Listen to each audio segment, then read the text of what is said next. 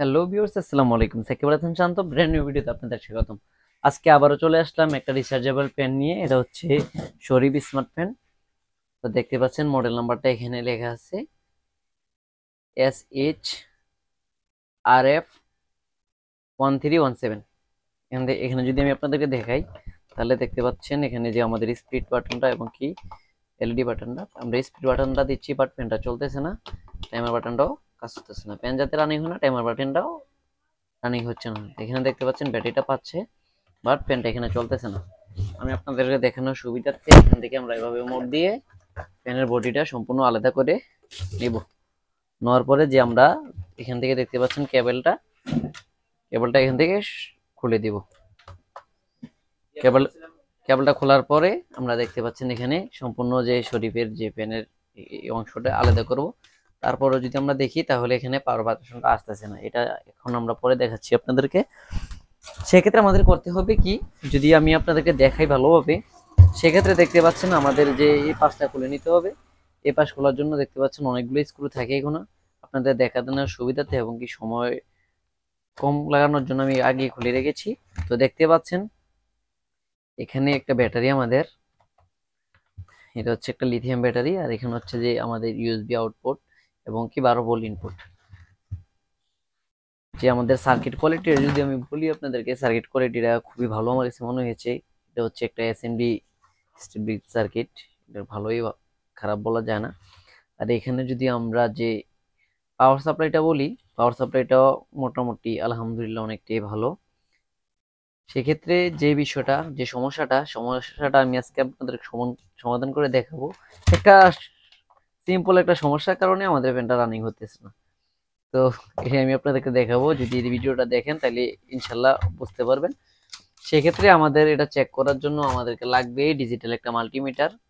Digital multimeter দিয়ে আমি এখানে চেক করে দেখাবো। দেখতে পাচ্ছেন আমি ওপেন করে নিলাম আমার মাল্টিমিটারটা, এখানে অটো মোড দিয়ে দিলাম। অটো মোড দেওয়ার পরে দেখতে পাচ্ছি আমরা যে এখান থেকে যে ফ্যানের যে সুইচ বাটনটা, এখানে যে এটা হচ্ছে স্পিড বাটনটা, এটি সুইচ। এখানে আমাদের এখানে কিছু রেজিস্টর থাকে, রেজিস্টর গুলা কেটে গেলে এরকম হয়। তারপর হচ্ছে এখানে একটা মুসপেড, এটা কাটলেও এরকম হতে পারে, এটা তেমন বিষয় না। আমরা ফার্স্ট টাইম দেখলাম যে আমাদের যে এখানে একটা রেজিস্টরটা আমাদের দেখাচ্ছে না, ভোল্টেজ ওহমস কিছু দেখাচ্ছে না। পাশেরটা দেখাচ্ছে, পাশেরটা হচ্ছে যে আমাদের ভোল্টেজ রেগুলেটরটা, আর এটা হচ্ছে আমাদের এই। তো আমাদের এখানে একটা ছোট একটা রেজিস্টর কারণে আমাদের দেখাচ্ছে না। এখন আমি কি করব, এখন হচ্ছে আমরা সোল্ডারিং আয়রন আমার হাতে নিব। সোল্ডারিং আয়রন থেকে এখান থেকে শুধু একটা জিনিস উঠিয়ে আবার একটা ঝালাই করে দিব ইনশাল্লাহ। আমি দেখাচ্ছি এখানে 1 ohms এর একটা রেজিস্টর ছিল, সেটাকে আমরা তুলে ফেলবো। খুবই সাবধানতার সহিত এটাকে তুলে ফেলতে হবে। তুলে ফেললাম, আমি এটাকে তুলে ফেলছি। খুবই ছোট একটা জিনিস, দেখানোর মতো না, তারপর আমি দেখানোর চেষ্টা করতেছি। দেখতে পাচ্ছেন একটা ছোট একটা জিনিস, জিরো লেখা থাকে, জিরো লেখা থাকে, 1 ohms এর একটা রেজিস্টর। খুলে ফেললাম, খুলে ফেলার পরে আমরা এখানে একটা সোল্ডারিং ওয়্যার দিয়ে ঝালাই করে দিব। ঝালাই করার পরে আমাদের কাজটা হয়ে যাবে। এখানে সুইচগুলো একটু ভালোভাবে দিয়ে দিব, ঝালাইটা হয় নাই। এখন আমরা একটা ছোট তারের সাহায্যে ঝালাই করে নিব। সেক্ষেত্রে আমরা এখান থেকে একটু তার নিব। দেখতে পাচ্ছেন আমি দেখাচ্ছি আপনাদেরকে, এখানে একটা ছোট তার নিব আমরা।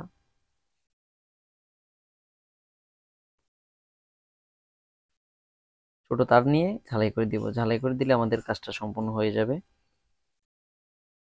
তারটা ভালোভাবে দিতে হবে যাতে কোনো কিছুর সাথে বেঁধে না যায়। দেখতে পাচ্ছেন আমি এখান থেকে যেটা কাজটা করব, দেখি এখান থেকে আমরা ঝালাইটা দিব।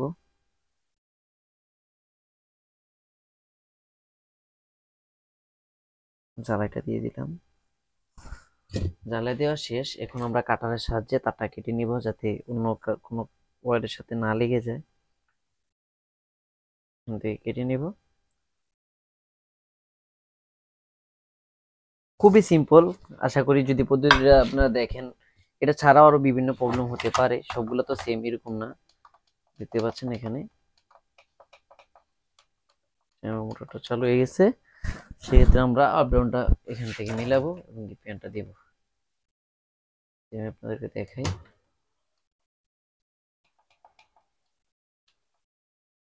সরি, দেখতে পাচ্ছেন আমার ফ্যানটা চলতেছে এখানে।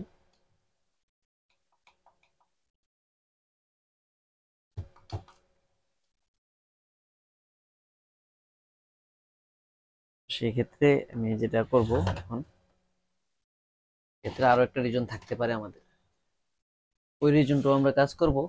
ওই রিজনটা হচ্ছে এখানে সুইচটা, যে সুইচটা ছিল, সুইচটাতে প্রবলেম হতে পারে, আমরা প্রবলেমটা সলভ করব।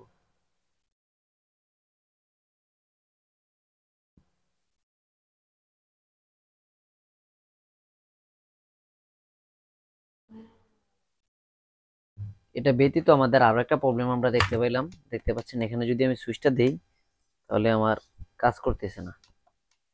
কাজ যাতে করতেছে না, সেক্ষেত্রে আর একটা প্রবলেম আছে। সেক্ষেত্রে যদি আমি প্রবলেমটা আমি আপনাদেরকে দেখাই, তাহলে হচ্ছে আমাদের এখান থেকে এখানে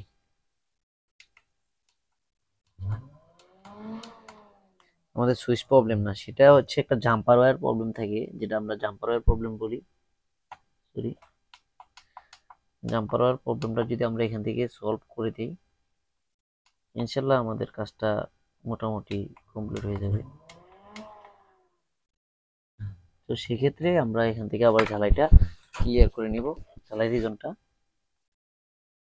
ঝালাই রিজনটা এখান থেকে আমরা ক্লিয়ার করে নিলাম। ক্লিয়ার করে নেওয়ার পরে এখানে আমরা ঝালাইটা না দিয়ে দেখতেছি কারণটা কি, না চলার রিজনটা কি।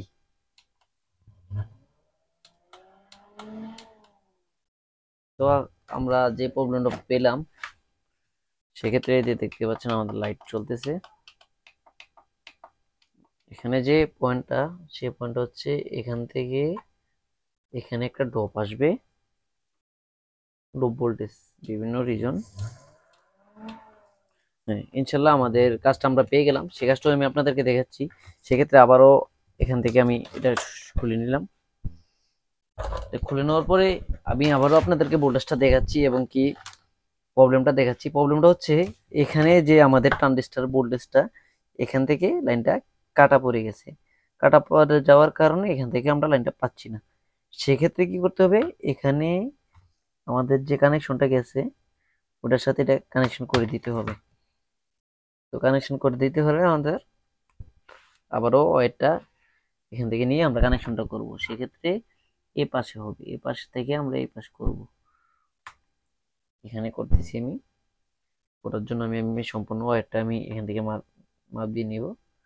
দেওয়ার পরে আমরা এখানে ওয়্যারটা কানেকশনটা দিব এখানে। তো সেক্ষেত্রে আমাদের এই খুবই সিম্পল কাজ যদি দেখাই আপনাদেরকে, দেখতে পাচ্ছেন আমি এখান থেকে ঝালাইটা করে নিলাম। সবগুলা কাজ তো সেম না, আমি আপনাকে বললাম বিভিন্ন রিজন থাকতে পারে। ওইগুলা রেজিস্টারটা চেঞ্জ করলাম এবং কি জাম্পার ওয়্যারটা বেঁধে দিব, তাহলে আমাদের কাজটা কমপ্লিট হয়ে যাবে। এখান থেকে আমরা ওয়্যারটা নিব ফার্স্ট টাইম, দেখতে পাচ্ছেন কিভাবে নিচ্ছি আমি। এখান থেকে ওয়্যারটা নেওয়ার পরে আমাদের এখানে জ্বালাইটা দিব। খুবই সিম্পল একটা বিষয়, বাট সেই একটা বিষয় আমরা বুঝি না। সেক্ষেত্রে আমরা বোর্ডগুলা চেঞ্জ করে নিই। চেঞ্জ না করে আজকে থেকে আমরা যদি চেষ্টা করি, এই যে first speed, second speed, third, এখন বোর্ডে অফ হচ্ছে। আমি আবারও দেখানোর জন্য আপনাদেরকে সম্পূর্ণ বোর্ডটা দেখাচ্ছি। দেখতে পাচ্ছেন এগুলো খুবই ভালো মানের বোর্ড, ক্যাপাসিটর কোয়ালিটি এবং কি মাইক্রো কন্ট্রোলার কোয়ালিটি সব মিলিয়ে ওভারঅল খুবই ভালো মনে হয়েছে। আর ফুললি পাওয়ার অফ করার জন্য আমরা পিছনে পাচ্ছি একটা রকার সুইচ। আর যদি আমি আপনাদেরকে ব্যাটারিটা দেখাই, তাহলে ব্যাটারিটা দেখাচ্ছি। এখানে হচ্ছে যে আমাদের ব্যাটারি হচ্ছে 7.4 ভোল্ট। এখানে দেখতে পাচ্ছেন 4800 মিলি এম্পিয়ার, মানে 4.8 এম্পিয়ারের ব্যাটারি আমরা পাচ্ছি এখানে।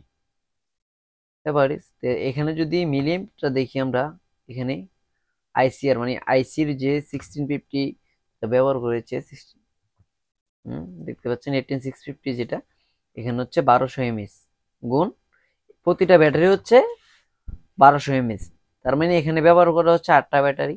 8টা ব্যাটারি কমপ্লিট হয়ে আমাদের এখানে এতটুকু আসছে। আশা করি সবাই বুঝতে পেরেছেন। আর এখানে আমরা এখানে কভারটা লাগিয়ে দিব। ওভারঅল লিথিয়াম হিসেবে খারাপ না, আমার কাছে অনেকটাই ভালো লেগেছে। ভোল্টেজ এবং কি বিএমএস কোয়ালিটি সব মিলে ওভারঅল ভালোই মনে হয়েছে। এখন আমি আপনাদেরকে আবারও ফ্যানটা চালিয়ে দেখাবো। সেক্ষেত্রে আমরা দেখতে পাচ্ছেন যে আমাদের ফ্যানের যে সরি বডিটা এখানে নিয়ে নিব। এখানে ফুললি ফ্যানটা কমপ্লিট করব। এই যে কমপ্লিট করলাম ইনশাল্লাহ। দেখতে পাচ্ছেন এখানে আমাদের স্পিডটা সেকেন্ড, থার্ড স্পিডটা যদি দেখাই আপনাদেরকে, অনেকটাই, আমি যদি এভাবে দেখাই তাহলে বুঝতে পারবেন হয়তোবা। দেখতে পাচ্ছেন স্পিডটা কেমন। আশা করি সবাই বুঝতে পেরেছেন। এই যে এখন আমাদের এতক্ষণ কিন্তু কিবোর্ডটা কাজ করছিল না, এখন কিবোর্ডটা কাজ করতেছে। আশা করি সবাই বুঝতে পেরেছেন। যদি ভিডিওটা ভালো লেগে থাকে লাইক কমেন্ট সাবস্ক্রাইব করে আমার পাশে থাকবেন। আর আমাদের নতুন ভিডিও পাওয়ার জন্য আমাদের চ্যানেলটা সাবস্ক্রাইব করে রাখবেন এবং কি বেল আইকনটা বাজিয়ে রাখবেন। এ পর্যন্ত সবাই ভালো থাকবেন, সুস্থ থাকবেন, খুদা হাফেজ।